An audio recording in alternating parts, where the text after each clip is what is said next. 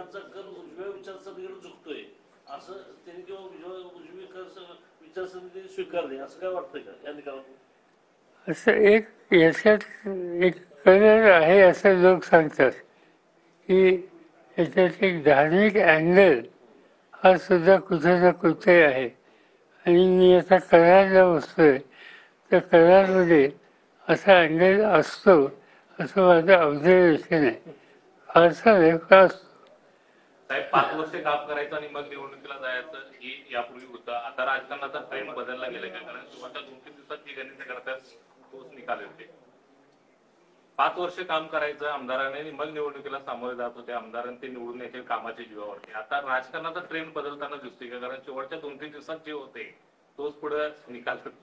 असं आहे की मतदारांच्या समोर काय काय नक्की पोचवलं जाते आणि त्याचा परिणाम किती आहे याची माहिती घेऊन भाष्य करावं लागेल. पण अनेक ठिकाणच्या कार्यकर्त्यांशी आम्ही बोललो तर त्याच्यामध्ये असं दिसतंय की त्यांनी आपला कार्यक्रम लोकांच्या समोर प्रभावी रीतीनं मांडला. आमची आघाडी म्हणून एका विचाराने लोकांच्या समोर ते गेले. त्यातले अनेक लोक असे की वर्षानुवर्ष लोक बांधिलकीची विचाराशी ते लोकांच्यात काम करतच होते, करतील. आणि हे सगळे असताना एक वेगळा निकाल लागला.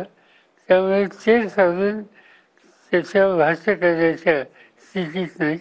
ते म्हणतात की थोडा आम्हाला खोलात जाऊन याचा अभ्यास करूया आणि नंतर मी तुम्हाला सांगतो. RSS सारख्या संस्थेनं सुद्धा सायलेंटली वर्ग केलं अशा पद्धतीची भूमिका भाजपचे नेते म्हणतात. आता भाजपचे नेते सांगतात त्याचा अर्थ RSS बद्दल त्यांची माहिती केवळ माझ्या अधिक ऑथेंटिक आणि ऐकायला असं मिळतं की रँक अँड फाईल RSSची या निवडणुकीमध्ये उतरली होती.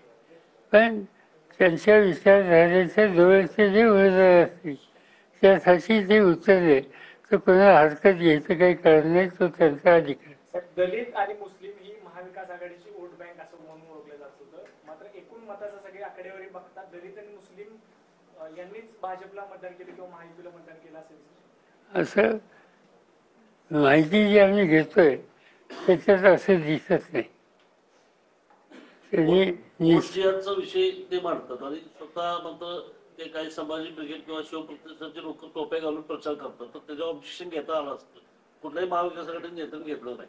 आता तोफ्या काय घातल्या, तोफे काय म्हणजे याचं काय ऑब्जेक्शन? प्रश्न असा आहे की बहु जिहाद ही जी भूमिका मांडण्याचा प्रयत्न केला त्याच्यातून एक धार्मिक वर्गीकरण करण्याची भूमिका असावी असं फायदा दिसतं.